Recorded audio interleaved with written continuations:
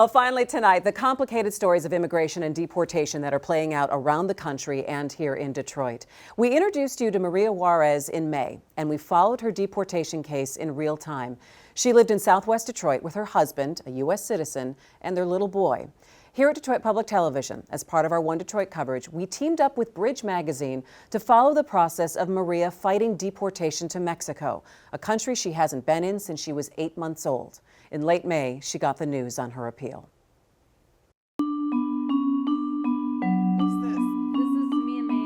Bridge's Chastity Pratt Dawsey is with Maria Garcia Juarez. Maria lives in Southwest Detroit with her husband Eric and their son David. All are U.S. citizens except for Maria. So in 3 weeks, what happens? I have to leave the country or they will come and get me. Maria refers to Immigration and Customs Enforcement, or ICE. She was brought to Salinas, California at 8 months of age. Crimes and gangs are a way of life there. Bouncing around from relatives to foster families, Maria was arrested at age 17 for being in a stolen car. We really didn't know anything better. I mean, we grew up around that environment. At 18, she moved to Detroit and lived with her aunt and sister. Now she's 23 years old and pretty much a solid citizen, employed, attending college classes, and becoming a wife and mother. In January 2017, her husband Eric was diagnosed with cancer. He wanted to talk, but not on camera. The truth is that in the next few weeks, my wife is going to be gone. I gotta figure out how I'm gonna do with my son. Gotta figure out how I'm gonna do with my sickness. Try to stay strong. Then came her deportation papers.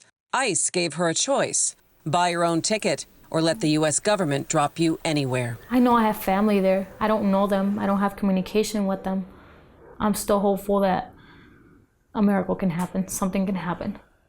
With time running out, Maria's attorneys petitioned immigration to let her stay in the U.S.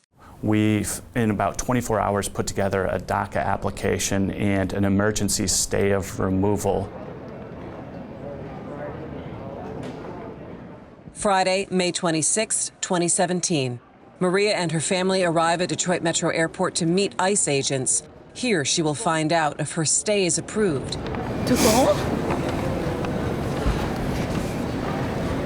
To go? The family says it's final goodbyes.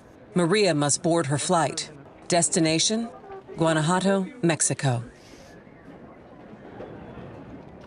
You know, we haven't forgotten Maria. Chastity Pratt Dawsey of Bridge Magazine and Bill Kubota of Detroit Public TV are in Mexico this week.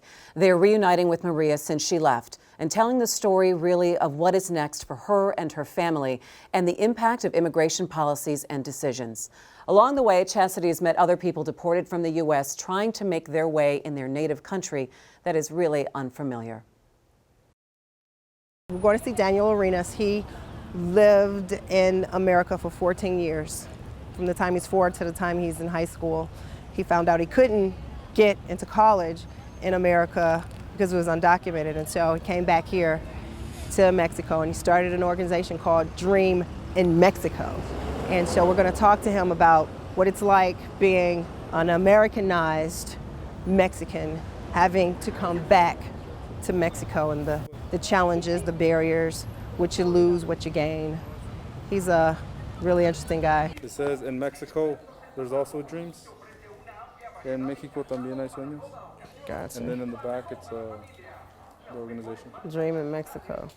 This is 2017, and Trump is promising to send more and more dreamers back to where they came from. And so they don't have a choice, is what Daniel said. They don't have a choice. Sometimes the only option is to go back to your homeland and figure it out.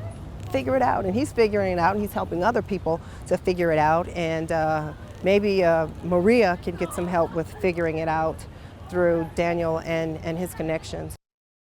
Now we look forward to Chastity and Bill's reports when they get back. They have also been posting videos online from their time in Mexico this week. If you'd like to get caught up on all of Maria's stories, just head to our website for the comprehensive reporting from One Detroit and Bridge Magazine at MiWeek.org. That's going to do it for My Week. Thanks so much for joining me. We'll be back next Thursday. Until then, you can find us MiWeek.org, Facebook, and Twitter.